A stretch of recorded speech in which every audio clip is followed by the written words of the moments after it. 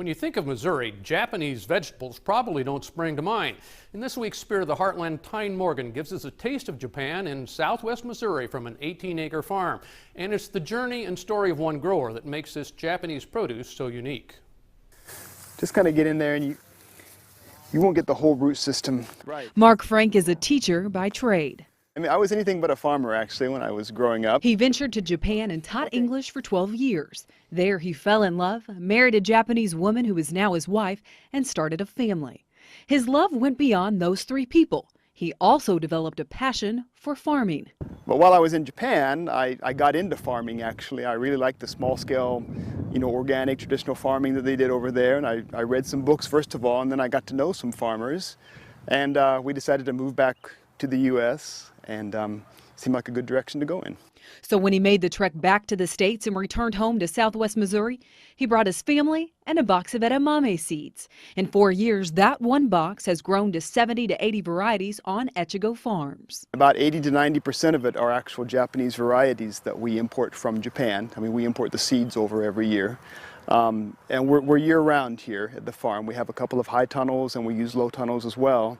To try to grow as much as we can 12 months out of the year. Frank says other than the hot summers and harsh winters, growing Japanese vegetables has a good fit in southwest Missouri. The latitude is very similar to where we were in Japan, and so things that are day length sensitive like edamame tend to perform the same way here that they would over there. And this family farm continues to find new growing methods to continue to stay green while making Japanese vegetables work in this area. So this year they're trying no-till, and the key to no-till on this farm is actually straw and rice hulls. We mulch a bed about 12 inches deep in this early spring or late winter, and allow that to start breaking down the root systems underneath. It's a natural growing method that doesn't use any equipment, chemical fertilizers, or pesticides. He says this type of farming does take more time. Building the beds from the top down takes about a year to get the soil primed for planting. I don't want to feel like we're just gasping for air all the time in our farming. I want to have it so it's actually kind of uniform and there's a beauty to it. So we're always trying to simplify our process. That process and farming method helps create a unique story for Echigo Farms. And that story is what helps create a consumer base with a growing hunger for their products. Quality is the most important thing, even more than local or even more than organic.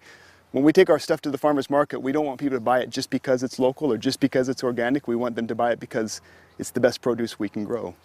Even though Frank has stepped down from teaching in the classroom, he hasn't lost his teacher's touch and fulfills that love at the local farmer's market. What we do is try to educate people as much as we can. We bring in, I'm really interested in the history and the culture of the varieties, not just how to eat them, but where they came from and the story behind them. So we put out a lot of information about that. It's more than just consumers that are learning lessons through Frank. His two children are also involved every step of the way. Right now we have a hen house over there with about 50 laying hens, and they're not quite ready for eggs yet, but they're getting there, and that's one of their responsibilities. They help us out in the field as well, and I think it's an education for them as well, because they know the taste of all the different foods and all the different seasons, and I think that's tremendously important for children. Frank has been farming full-time for about a year and laying the ground for what he sees as a successful future for his family.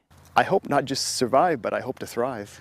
From southwest Missouri, I'm Tyne Morgan reporting for U.S. Farm Report.